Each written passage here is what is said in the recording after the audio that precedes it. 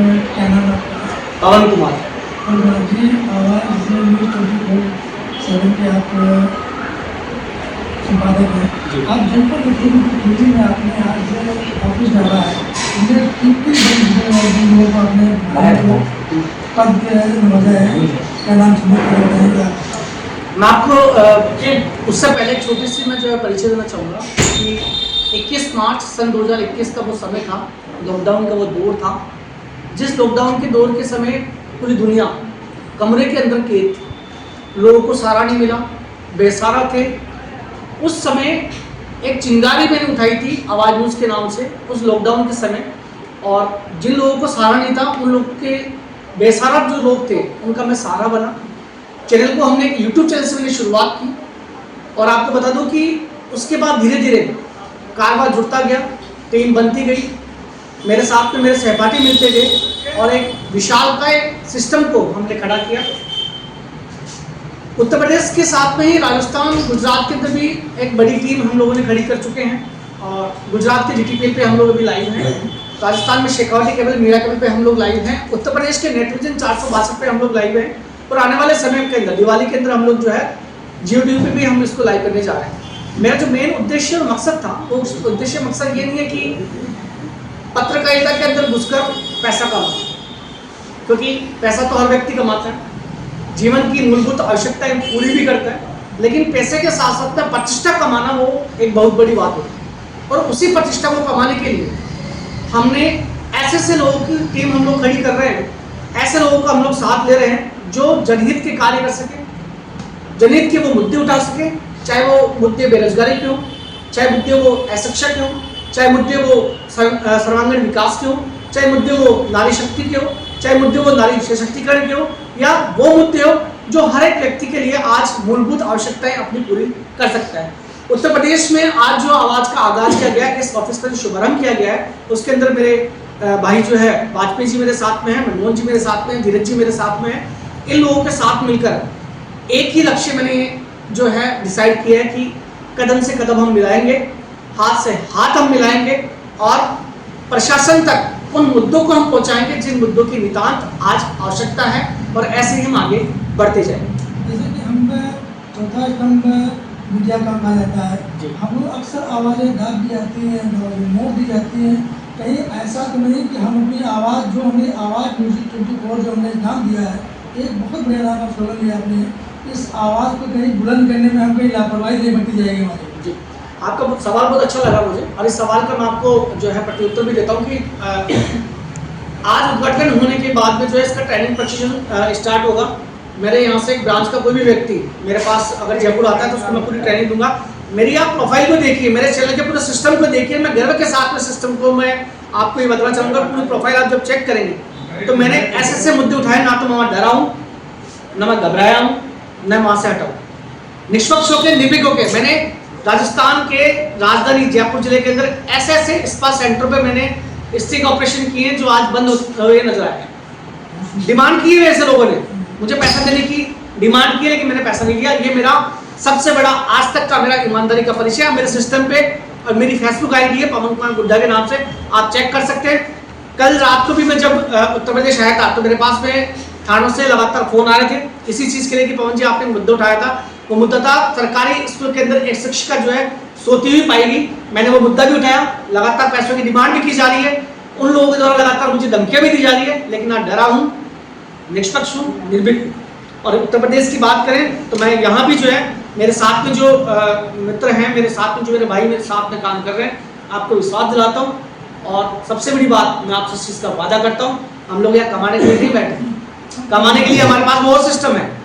हमारे पास में एडवर्टाइजमेंट की ऐसी पॉलिसी है, और मैं दावे के साथ में कहता हूँ और पूरे घमंड के साथ इस चीज़ को कहता हूँ, एडवर्टाइजमेंट की मेरे साथ में ऐसी पॉलिसी है कि मेरे भाई मेरे साथ में मिलकर काम करते हैं, पैसा तो कमाएंगे, लेकिन खबरों की अगर बात करें तो प्रमुखता से वो खबर हम लोग उठाएंगे जिन खबरों के अंदर ना तो हम दबेंगे, ना हटेंगे, ना रुकेंगे। जैसे हमारे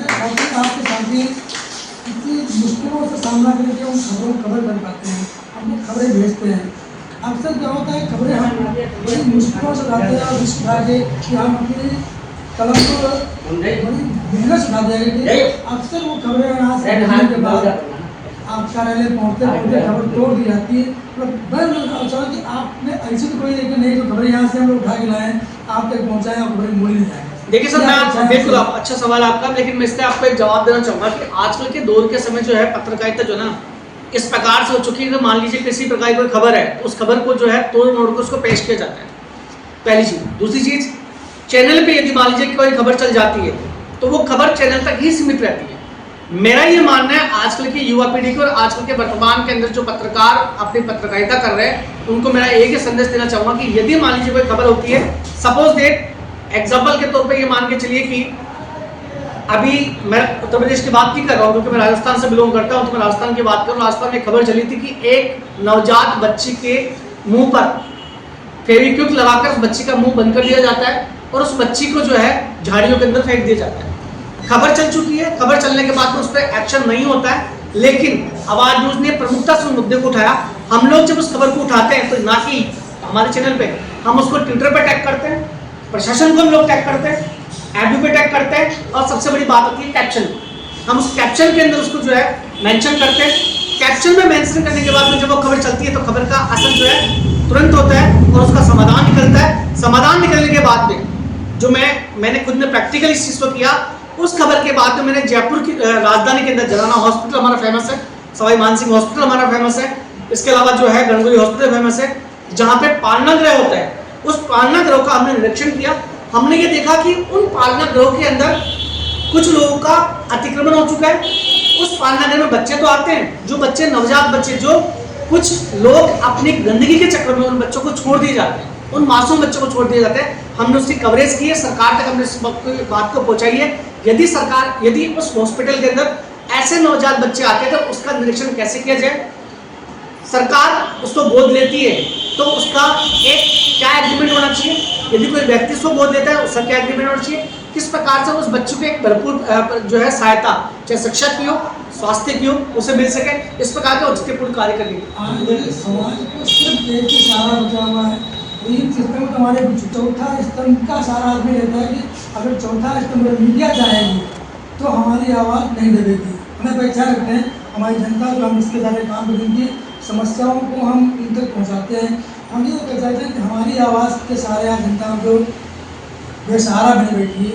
इसकी आवाज़ हम अगर प्रशासन नहीं कार्रवाई करता है, हम लगातार लिखते हैं, बस यही चाहते हैं कि हमारी दर्द जो लिखी जाए, वो हमारी कलम जो आप तक पहुँचे, वो कलम उसी तरीके से पेश की जाए, तोड़ी ना जाए। ये बिल्कुल, इसी बात के लिए मैं आपको एक चीज़ और भी कहना चाहूँगा कि होता क्या है कि दर्द को बयां करने के लिए ना, दर्द को बयां करने के लिए इंसान को खुद जो है उस दर्द को महसूस किया जाता है। जब तक आप किसी व्यक्ति के दर्द को महसूस नहीं करोगे तो आप सामने वाले का दर्द पहचान नहीं पाओगे। राजस्थान के अंदर मैंने एक ऐसे मुद्दे उठाए जो मुद्दा आज के ज़माने के अंदर पूरे समाज में नहीं, पूरे देश में नहीं, पूरे राष्ट्र के अंदर बहुत बड़ा मुद्दा है, जिसे कहते हैं कर्ज का मुद्दा। एक व्यक्ति जब कर्ज के अंदर आता है तो वो अपना सब कुछ खो देता है, आत्महत्या करने पर मजबूर होता है। मैंने मेरे सोशल मीडिया की प्रोफाइल पे आप चेक कर लेना, मैंने उन मुद्दों को उठाया है, उन मुद्दों का मैंने सपोर्ट किया, उन मुद्दों को मैंने जो है बेहतरीन तरीके से उठाया। मैंने ये कहा है कि यदि आप कर्ज में डूबे हो, कर्ज से परेशान हो, घबराने की आवश्यकता नहीं है, मरने की आवश्यकता नहीं है, जीवन एक बार मिला है, आप हमसे संपर्क करें, हम आपको वह समाधान बताएंगे जिस समाधान के अंदर कानून आपका सपोर्ट करे। यूपी में सर आप कितने जिलों में उत्तर प्रदेश के अंदर से मैं बात करूँ तो अभी लखीमपुर के साथ साथ में जो है हरदोई के अंदर अपना जो है ऑफिस है, साथ में कानपुर के अंदर घाटमपुर है, वहाँ मेरा भी ऑफिस है। इन 3 जगह पे भी संचालित कर रहे हैं। कोशिश है दिवाली के तक जो है इस विस्तार को हम लोग पूरा आगे तक जो है इसको बढ़ा पाए। आप जिस व्यक्ति को 200 रुपये जनपद खीरी में ऐसा बच्चा है जो कि शायद आपके सीतापुर, सैलापुर, गोंडा, बेलाट, बलराम को कवर करने में सक्षम है, और आपका अगर सहयोग अच्छा मिलता रहा तो इन जनपदों में भी है। शिवम वाजपेयी से हमारे को जल्दी मैं आपको बताऊं, शिवम वाजपेयी से मेरी कम से कम आज से 1.5 साल पहले मेरी फ़ोन पे बात हुई थी। फ़ोन पे बात होने के बाद में हमारा संपर्क नहीं हुआ। अचानक जो है मैं मंदिर से निकला था, मंदिर से निकलने के बाद में कहीं मैं बैठा था, वहाँ इनका मेरे पास फ़ोन आया। फ़ोन आने के बाद में मैंने इनसे संपर्क किया। मैंने इनको एक ही बात कही थी, जो शिवम जी मेरे सामने बैठे हैं, मैंने एक ही बात कही, देखो शिवम जी, यदि आपको वास्तव में कार्य करना है तो लगन से कार्य करना, मैं आपके साथ हूँ, और यहाँ भी मैं दिन रात आपके साथ हूँ। मेरा 24 घंटे मेरे पत्रकारों के लिए, मेरी टीम के लिए मेरा फ़ोन जो है हमेशा ऑन रहता है। हाँ ठीक है, रात को 12 बजे भी कॉल आता है तो मैं उनका फ़ोन अटेंड करता हूँ, उनसे बात करता हूँ, समस्या होती है पत्रकारों की समाधान करने के लिए तैयार हूँ। ठीक है, टीम थोड़ी बड़ी है,